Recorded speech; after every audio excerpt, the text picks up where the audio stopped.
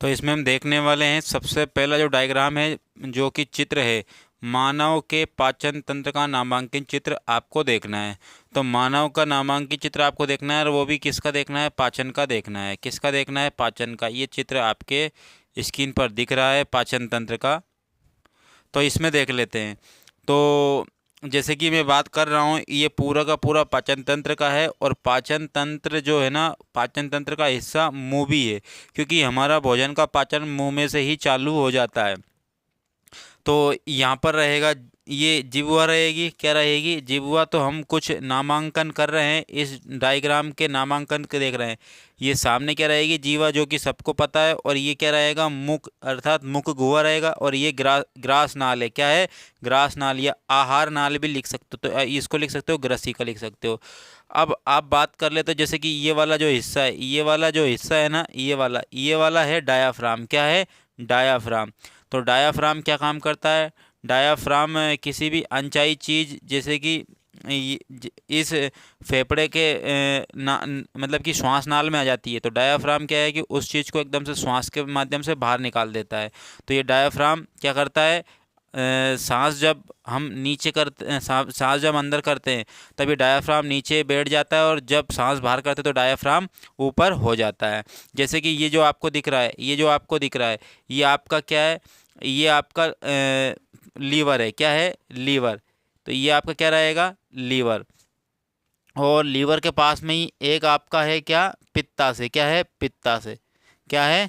पित्ताशय। देखो, ये है लीवर। क्या है? लीवर। लीवर को इंग्लिश में क्या कहते हैं? यकृत। सॉरी, हिंदी में क्या कहते हैं? यकृत। और इंग्लिश में कहते हैं लीवर। और ये जो छोटा सा दिख रहा है, ये छोटा सा, ये है आपका पित्ताशय। क्या है? पित्ताशय। और यहीं जो आपको दिख रहा है, जो आपका भोजन पानी जहाँ पर हम खाते हैं और जिस थैली में इकट्ठा होता है, उसको कहते हैं हम अमाशय। क्या कहते हैं? अमाशय कहते हैं। और जिसको हम पेट बोल देते हैं। क्या बोल देते हैं? पेट। कोई उधर बोल देता है, तो ये है क्या? उदर, अर्थात अमाशय। उसके बाद ये आपको मोटी दिख रही होगी। क्या दिख रही होगी? ये मोटी जो नाल दिख रही होगी, तो ये कहलाती है, ये बड़ी आंत कहलाती है। क्या कहलाती है? बड़ी आंत कहलाती है। तो ये कहलाती है बड़ी आंत। और जो छोटी छोटी तो अंदर की साइड दिख रही है, ये कहलाती है छोटी आंत। क्या कहलाती है? छोटी आंत कहलाती है। और पेट अमाशय के जस्ट नीचे जो होता है ना, वो होता है अग्नाशय। क्या होता है? अग्नाशय होता है। ये बड़ी जो है जो सिकुड़ी हुई है, ये क्या कहलाएगी? बड़ी आंत कहलाएगी। और अंदर की साइड में वो छोटी आंत कहलाएगी। क्या कहलाएगी? छोटी आंत कहलाएगी। और लास्ट में जो होगा ना, वो होगा गूदा द्वार। तो इतना ही आपको नामांकन लिख देना है, इसमें ज़्यादा झमेले में नहीं पड़ना है, और आपके पूरे के पूरे नंबर इस डायग्राम के मिल जाएंगे। और बात करते हैं, अगले क्वेश्चन की बात कर लेते हैं। तो अगला डायग्राम किसका रहेगा? अगला डायग्राम रहेगा मानव उत्सर्जन का नामांकित चित्र, अर्थात किडनियों का। किसका रहेगा? किडनियों का रहेगा। तो मानव में नामांकित उत्सर्जन तंत्र जो होगा, ये वाला है। उत्सर्जन तंत्र कौन सा है? ये वाला है। तो आप देख सकते हो कि मनुष्य में दो किडनियाँ होती है, एक राइट साइड होती है और एक लेफ्ट साइड होती है। एक राइट साइड और एक लेफ्ट साइड होती है।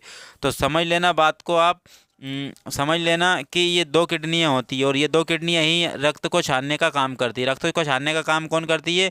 किडनी करती है। और अपशिष्ट जो पदार्थ बचते हैं, अवशेष जो बचते हैं, वो किडनियों के माध्यम से, मल मूत्र के माध्यम से, मूत्र मार्ग से बाहर निकल जाते हैं।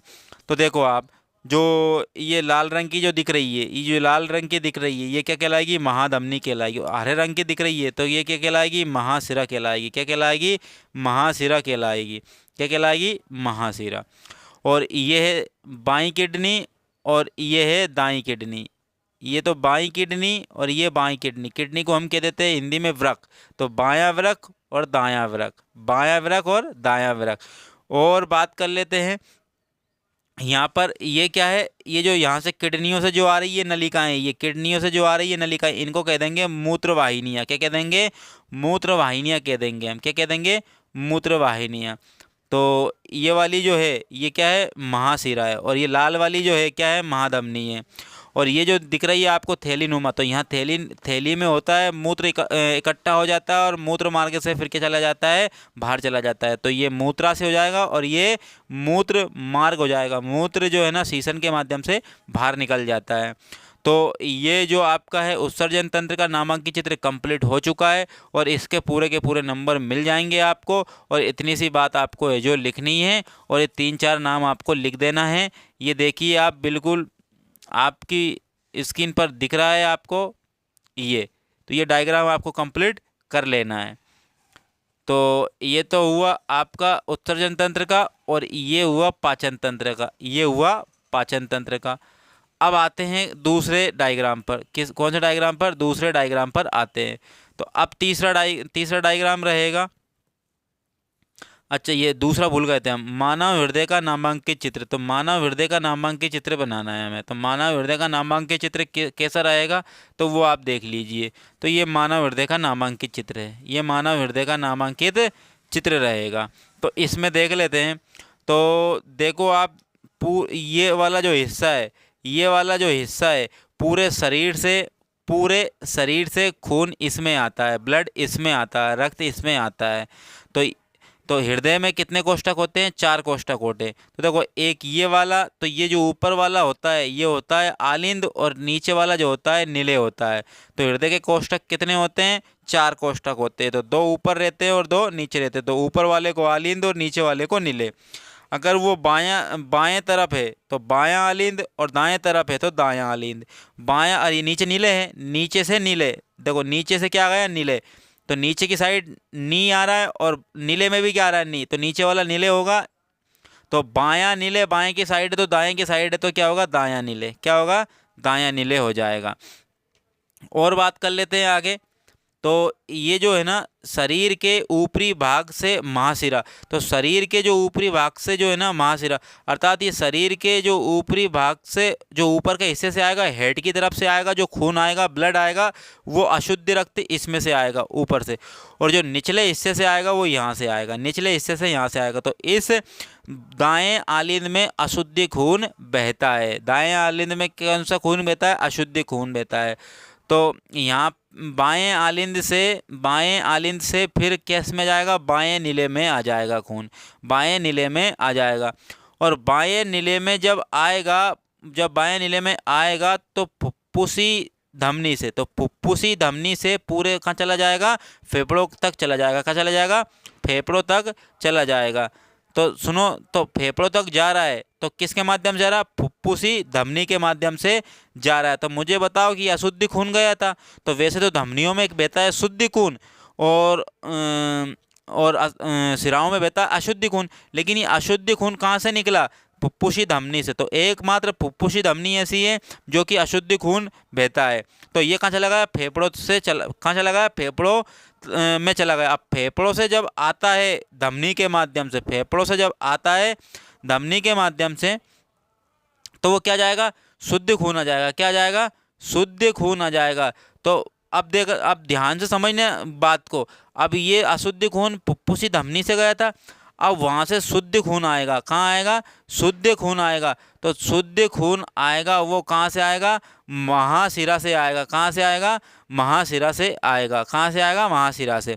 अब महाशिरा से जब आएगा, तो महाशिरा से जब आएगा, ये यार देखो ये फुफ्फुसी शिरा, तो इधर से जब आएगा ये, तो देखो धमनी शिराओं में कौन सा खून बहता है? अशुद्ध खून बहता है। लेकिन ये फेफड़ों से जब आ रहा है शिराओं में, कौन से में आ रहा है?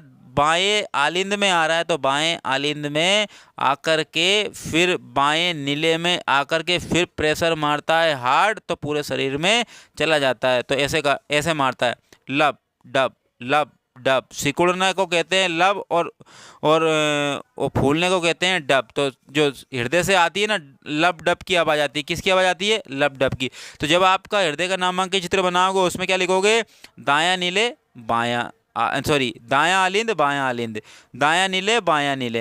ये 4 बातें हो गई। फिर लिखोगे आप फुफ्फुसी सिरा फुफ्फुसी धमनी, फुफ्फुसी सिरा फुफ्फुसी धमनी। और क्या लिखोगे आप? निचले हिस्से से खून आ रहा है महाशिरा में और ऊपर के हिस्से से खून आ रहा है महाशिरा में। तो इतनी बातें आप लिख दोगे किसके बारे में? हृदय के बारे में। आपकी जो है ना नंबर पूरे के पूरे आपको मिल जाएंगे। ये आप देख लीजिए। अब अगले पे चलते हैं। अब तंत्रिका तंत्र का नामांकित चित्र बनाते हैं। तंत्रिका तंत्र का नामांकित चित्र बनाते हैं। तो तंत्रिका तंत्र को देख लेते हैं। तो ये तंत्रिका तंत्र ये है आपके समक्ष, ये पेश हो गया तंत्रिका तंत्र। तो ये होता है तंत्रिका तंत्र का नामांकित चित्र। तो तंत्रिका तंत्र का नामांकित चित्र होता है, ये इस प्रकार से बनाना है आपको। तो ये बीच में जो है ये केंद्रक है, क्या है, केंद्रक। और केंद्रक के आसपास का जो है ना वो कोशिका है, तो वो क्या होगा, कोशिका काय हो जाएगा। क्या हो जाएगा, कोशिका काय। जो ये निकले हैं ना छोटे छोटे छोटे, इसको कहेंगे हम द्रुमिका। क्या कहेंगे, द्रुमिका। तो एक इधर का भाग और एक इधर का, तो दो भागों को मिलाने वाले को क्या कहेंगे, तंत्रिकाक्ष कह देंगे। क्या कह देंगे, तंत्रिकाक्ष कह देंगे। और ये तंत्रिका का क्या हो जाएगा, अंतिम सिरा हो जाएगा। और अंतिम सिरा हो जाएगा। तो इतनी ही बातें आपको इसमें तंत्रिका तंत्र में लिख देना है, ठीक है ना। तो ये तंत्रिका तंत्र का भी नामांकित चित्र हो चुका है। अब आते हैं मानव मस्तिष्क का नामांकित चित्र पे आते हैं। मानव मस्तिष्क के नामांकित चित्र पे आते हैं। तो मानव मस्तिष्क का नामांकित चित्र ये आपकी स्क्रीन पर आ चुका है। तो ये मानव मस्तिष्क का नामांकित चित्र है। अब इसमें देखेंगे मानव मस्तिष्क में, तो ये जो पूरा क्षेत्र होगा, ये जो पूरा क्षेत्र होगा, ये क्या कहलाएगा, अग्र मस्तिष्क कहलाएगा। क्या कहलाएगा, अग्र मस्तिष्क कहलाएगा। और उसके बाद में जो है ये जो बीच वाला जो क्षेत्र है वाइट वाला, ये कहलाएगा मध्य मस्तिष्क। क्या कहलाएगा, मध्य मस्तिष्क कहलाएगा। और उसके बाद में ये जो पूरा जो क्षेत्र है ना, ये वाला पूरा क्षेत्र, ये कहलाएगा पश्चिम मस्तिष्क। क्या कहलाएगा, पश्चिम मस्तिष्क कहलाएगा। अब बात कर लेते हैं ये जो है ना, ये वाला हिस्सा, ये कपाल है। ये क्या है, कपाल। तो हमारे जब खोपड़ी के ऊपर के हिस्से को निकालेंगे बाल, और बाल के नीचे क्या रहेगा, कपाल रहेगा। क्या रहेगा, कपाल, अर्थात खोपड़ी। वो 3 लेयरों से बनी होती है, 3 लेयरों से बनी होती है। अब आगे चलते हैं। आपको ये दिख रहा होगा मेरुरज्जु। क्या दिख रहा होगा, ये मेरुरज्जु। तो पूरे शरीर को मस्तिष्क के जोड़े रखता है। कौन रखता है, मेरुरज्जु जोड़े रखता है। अगर किसी भी सिग्नल को देना है मस्तिष्क को, कौन किसको देगा, मेरुरज्जु को देगा। और मेरुरज्जु जो है किसको देगा, पूरे शरीर को दे देगा। तो पूरे शरीर का जो है ना अटैच मस्तिष्क से कौन करता है, मेरुरज्जु करके रखता है। अब आगे आते हैं, और क्या है इसमें, एक ये जो है ना, ये क्या है, प्रमस्तिष्क। क्या क्या है, प्रमस्तिष्क है। और ये जो क्षेत्र है ना, ये यहाँ पर ये जो क्षेत्र है ना, ये कहलाता है हाइपोथैलेमस। क्या कहलाता है, हाइपोथैलेमस। देखो, जब हम मस्तिष्क के कार्य देखेंगे तब अलग देखेंगे सिर्फ और सिर्फ। अभी हम क्या देख रहे हैं, इसमें डायग्राम देख रहे हैं। तो हाइपोथैलेमस देख रहे हैं, तो ये हाइपोथैलेमस होता है। तो भैया जितना भी प्यार मोहब्बत होती है उसको कंट्रोल कौन करके रखता है, हाइपोथैलेमस कंट्रोल करके रखता है। अगर किसी भी वस्तु या व्यक्ति को हमने अगर 7 सेकंड तक लगातार देख लिया, तो समझ जाइए आप जो है ना, उससे क्या, आपका हाइपोथैलेमस एक्टिव हो जाएगा। क्या हो जाएगा। और जब हाइपोथैलेमस एक्टिव होता है तो कौन सी फीलिंग्स आती है, प्यार वाली फीलिंग्स आती है।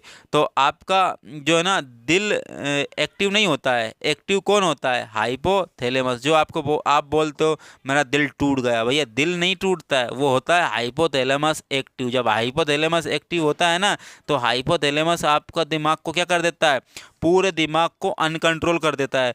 तो ये अकेला ऐसा खचरा दिमाग है ये हाइपोथैलेमस, कि जब हाइपोथैलेमस एक्टिव होता है तो पूरा दिमाग को काम करवाना बंद कर देता है। एक्टिव कौन रहता है, हाइपोथैलेमस। तो आपने देखा होगा जब प्यार वाली फीलिंग्स आती है तो कुछ भी नज़र नहीं आता है, सिर्फ और सिर्फ हाइपोथैलेमस ही एक्टिव रहता है। अर्थात पूरे दिमाग को क्या करके रखता है, चौपट करके रखता है। तो इसीलिए कहा जाता है पढ़ाई में आपको अगर एकाग्र रहना है तो हाइपोथैलेमस को एक्टिव होने से बचाना है।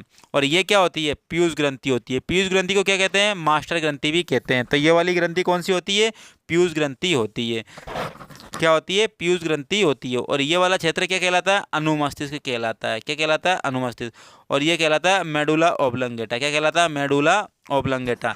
तो ये हुई मस्तिष्क की बात। किसकी बात, मस्तिष्क की बात। बेटा ध्यान रखना सभी लोग, हाइपोथैलेमस को एक्टिव मत होने देना। एक्टिव हो गया तो पूरे दिमाग को काम करवाना बंद करवा देगा ये, ठीक है ना। अब आते हैं पुष्प के अनुदैर्ध्य का नामांकित चित्र। तो पुष्प के अनुदैर्ध्य का नामांकित चित्र देख लेते हैं। तो ये पुष्प के अनुदैर्ध्य का नामांकित चित्र ये हो गया। तो पुष्प के अनुदैर्ध्य का नामांकित चित्र ये हो गया। तो आप देखो ये जो है ना, ये भाग कहलाता है वर्तिकाग्र। क्या कहलाता है? वर्तिकाग्र। क्या कहलाता है? वर्तिकाग्र। और ये वाला जो भाग है था वो क्या कहलाता है? अंडाशय कहलाता है। और जब यहाँ से जो तंतु निकलता है, तंतु, अंडाशय से जो तंतु निकलता है वो कहलाता है वर्तिका। क्या कहलाता है? वर्तिका कहलाता है। तो अब वर्तिकाग्र देखो, सबसे पहली बात तो अंडाशय, वर्तिकाग्र, सॉरी वर्तिका और वर्तिकाग्र, अंडाशय, वर्तिका, वर्तिकाग्र, तो ये एक ही हिस्सा होता है। ये वर्तिका, काग्र, वर्तिका और अंडाशय को मिलाकर के क्या बनता है? स्त्री केसर बनता है। क्या बनता है? स्त्री केसर बनता है। और ये स्त्री केसर की संख्या सिर्फ और सिर्फ क्या होती है? सिंगल होती है। लेकिन अब देखो, ये जो तंतु दिख रहे हैं ना, ये इधर, तो ये है पुंकेसर। क्या है? पुंकेसर। तो ध्यान रखो, तो ये होते हैं परागकोश। क्या होते हैं? परागकोश। और परागकोश के जो डंठल होता है वो कहलाता है तंतु। क्या कहलाता है? तंतु। और इसी को मिला के बन जाता है, क्या बन जाता है? पुंकेसर बन जाता है। और ये जो पुष्प का जो हरा भाग रहता है ना, जो हरा भाग, जिसे जिसे हम पुष्पासन भी कह देते हैं, तो ये पुष्पासन यानी कि बाह्य दल होता है। क्या होता है? बाह्य दल पुंज होता है। तो पुष्पासन हमेशा और हमेशा किस कलर का होता है? हरे कलर का होता है। अर्थात फोटोसिंथेसिस क्रिया कहाँ होती है? इस पुष्पासन में ही होती है, अर्थात बाह्य दल में होती है। अब देखो, ये होती है पंखुड़ियाँ। ये जो पंखुड़ियाँ होती है यही तो कलरफुल होती है। पंखुड़ियाँ लाल, गुलाबी, हरी, नीली, सफ़ेद, ये पंखुड़ियाँ ही कलर डिसाइड करती है। तो ये पुष्प के अनुदैर्ध्य का काट का चित्र हो गया, ठीक है ना। अब आते हैं कौन सा? आखिरी का मानव नेत्र का नामांकित चित्र आता है। तो मानव नेत्र का ये नामांकित चित्र आपके समक्ष आ गया। देखो, हम आपके लिए इतनी मेहनत करते हैं और आपका सिर्फ और सिर्फ दायित्व इतना बनता है कि किसी टीचर के प्रति स्टूडेंट का दायित्व ये बनता है कि कोई टीचर आपके लिए मेहनत करता है तो आपको सिर्फ और सिर्फ ज़्यादा कुछ नहीं करना है, चैनल को सब्सक्राइब कर लेना है, वीडियो को शेयर कर देना है और लाइक भी कर देना है। और अगर आपको वीडियो बहुत ही अच्छी लगती हो तो आप कमेंट्स बॉक्स में ज़रूर लिख के बताइएगा कि आपको वीडियो कैसी लगती है। और ये इतना कर्तव्य तो आपका बनता है अगर कोई टीचर आपके लिए इतनी मेहनत करता है तो देख लेते हैं मानव नेत्र का नामांकित चित्र देख लेते हैं। तो भाई आप समझो बात को, ये होता है दृष्टि पटल। दृष्टि पटल को हम कहते हैं रेटिना। तो हमारी जो छवि बनती है, अर्थात जो परछाई बनती है वो कहाँ बनती है? दृष्टि पटल पर बनती है। क्या बनती है? दृष्टि पटल पर। और आगे देख लेते हैं। और ये जो ब्लू कलर का जो दिख रहा है ना, ये कहलाता है कचाप द्रव। क्या कहलाता है? कचाप द्रव। आंखों को सेप देने का काम यही करता है कचाप द्रव ही। अब देखो आप, ये जो होता है ना स्वच्छ मंडल होता है, ये क्या होता है? बिल्कुल स्वच्छ होता है, स्वच्छ मंडल होता है। देखो, ये जो है ना, ये वाला क्षेत्र, ये वाला जो क्षेत्र होता है ये कहलाता है, और ये कहलाता है परितारिका। क्या कहलाता है? परितारिका। और आपने आपकी आंखों के जो है ना, आपकी आंखों के जो बीच में जो मोती देखा हो, काला काला काला काला सा, उसको कहते हैं हम पुतली। क्या कहते हैं? पुतली कहते हैं। क्या कहते हैं? पुतली। अब ये जो इधर को और इधर को देखिए, कभी कभी हम जाते हैं अंधेरे में, अंधेरे में तो आपकी आंखें क्या होती है? बड़ी बड़ी हो जाती है। और जैसे ही उजाले में आते तो आपकी आंखें कैसे हो जाती है? छोटी छोटी छोटी हो जाती है। अर्थात कभी आंख बड़ी और कभी आंख छोटी हो जाती है। तो वो छोटी और बड़ी करने का काम कौन करता है? पक्षमावी कोशिका करती है। कौन सी? पक्षमावी पेशियाँ करती है, जिसको हम सेलुलरी मसल भी कहते हैं, जिसको हम सेलुलरी मसल भी कहते हैं। और इन्हीं पक्षमावी पेशियों से आता है क्या? आपके आंसू आते हैं। इनको टीयर्स ग्लैंड भी कहते हैं। क्या कहते हैं? टीयर्स ग्लैंड भी कहते हैं। और आगे आता है, ये क्या है? नेत्रोद। क्या होता है? नेत्रोद। अर्थात आपका ये क्या होता है? लेंस होता है। क्या होता है? लेंस होता है, ठीक है ना। जिसको हम क्या बोलते हैं? क्रस्टली लेंस भी बोलते थे। क्या बोलते थे? क्रस्टली लेंस। जो आगे लगा हुआ होता है ना आपका लेंस, जैसे कि कोई ब्लू कलर का हो गया, कोई रेड कलर का हो गया, हल्का सा रेड कलर का, कोई वाइट कलर का हो गया, तो वो क्या होता है? लेंस होता है, क्रस्टली लेंस होता है। तो ये जो हो गया ना आपके नेत्र, जो नेत्रों का क्या हो गया? ये नामांकित चित्र हो गया। तो ये आपकी चित्र की पूरी वीडियो ख़त्म हो चुकी है और आपको अब चित्र से बिल्कुल छुटकारा पा लेना है। इस वीडियो को देख लेना है और पूरे के चित्र से अब एक्स्ट्रा चित्र कोई सा भी नहीं पढ़ना है, इससे बाहर नहीं जाएगा, मैं आपको गारंटी देता हूँ। मिलते हैं फिर नेक्स्ट वीडियो में। जय हिंद, जय भारत।